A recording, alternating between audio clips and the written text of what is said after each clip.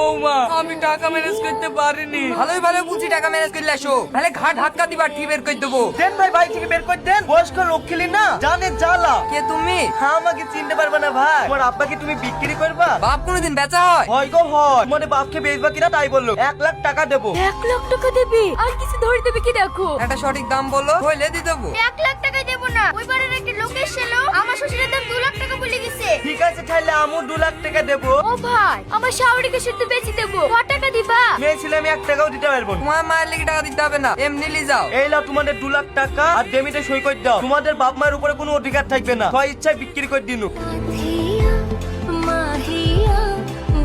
ভাই ভাই শুনেছি আবার বলে এনার্জি চালু হয়েছে। এই শ্রাবণী, আমাদের সব ডকুমেন্টস গুলো লেসো তো, নাম টাম ঠিক আছে কি দেখি। এটা কি বিশুদের বাড়ি? আমরা বিডিও অফিস থেকে এসেছি। আপনাদের Aadhaar card, ration card, voter card আর যত ডকুমেন্টস আছে সবগুলো দেন তো। আপনারা আপনার বাবা মাকে বিক্রি করে দিয়েছেন তো, তাই সমস্ত ডকুমেন্টস থেকে আপনার বাবা মায়ের নাম কাটতে হবে। স্যার, সামনে এনআরসি চালু হবে বলছে, বাবা মায়ের নাম কাটলে তো আমরা বিশাল বেকায়দায় পড়ে যাবো। তো আমরা কি করবো? সেটা আপনাদের প্রবলেম।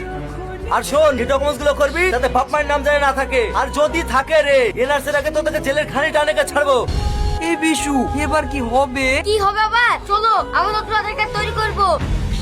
বাবা নাই, মা নাই, এবার মরেওনি। কি বলতে চাইছেন আপনারা? সত্যি কথা বলতে কি স্যার, ভালো দাম পেয়ে বাপ মাকে বেঁচে দিয়েছি। আপনারা মানুষ না জানোয়ার? বাপ মাকে কেউ বিক্রি করে? আপনাদের ডকুমেন্টস কোনোদিন হবে না। ধরেন এখান থেকে। বাপ মা বিক্রি করে এখানে আধার কার্ড করতে এসছে।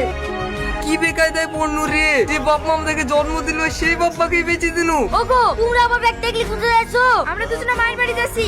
আমরা এনএসসি তো ভাগ করতে যাইনি, তোমরা পড়োগা। বাপ্পাকে বেশি দিতে টাকাগুলো পালি, সেই টাকা দিয়ে তুই মালা কিনলি। আরেক মাম থেকে ছেড়ে চলে গেলে হবে? শিগগিরই বাপ মাকে ঘুরে আসতে হবে। আমরা যাবো না। কি বললি তুই? তুই যাবে তোর বাপ যাবে, চাষিগিরি। ঠিক আছে ঠিক আছে, যাচ্ছি।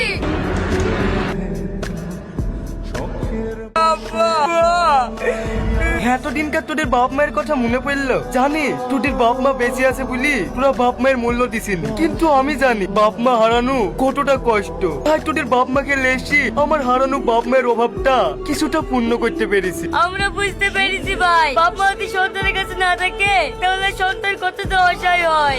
তুই যত টাকা লাগে দেবো, তুমি শুধু আমাদের আব্বা মাকে ঘুরি দাও। আমাদেরকে 1 টাকাও দিতে হবে না, ওদেরকে নিয়ে যাও। না বাবু, তুমি ওদের কাছে বেরে দিও না, পুরো মানুষ না, পুরো এক একটা জানোয়ার। যে সন্তান এই টাকার লোভে বাপ মাকে বিক্রি করে দেয়, সেই সন্তানের কাছে আমরা পেরে যাবো না। আব্বা মা, আপনি ওদেরকে ক্ষমা করতে। ওঠো মা, তোমরা আমার কলিজার টুকরা, তোমাদেরকে ক্ষমা না করে আমি থাকতে পারি?